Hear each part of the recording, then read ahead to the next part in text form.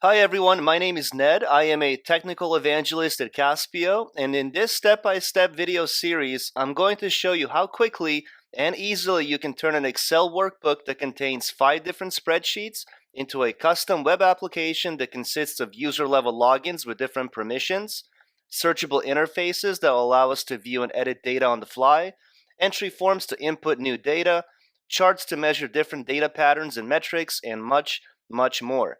If you're wondering if this is going to take too long or do I need to be technical to do this, the answer is no. I'm going to show you how, using Caspio's point-and-click methodology, we can create this application without writing a single line of code. Caspio is a leading platform in no-code development, and in the following videos, you're going to see why many businesses and users rely on Caspio to streamline their business operations, reduce costs, and improve overall efficiency. Join me in the next video where I show you how to import this Excel file to Caspio and begin developing data relationships and user-level logins.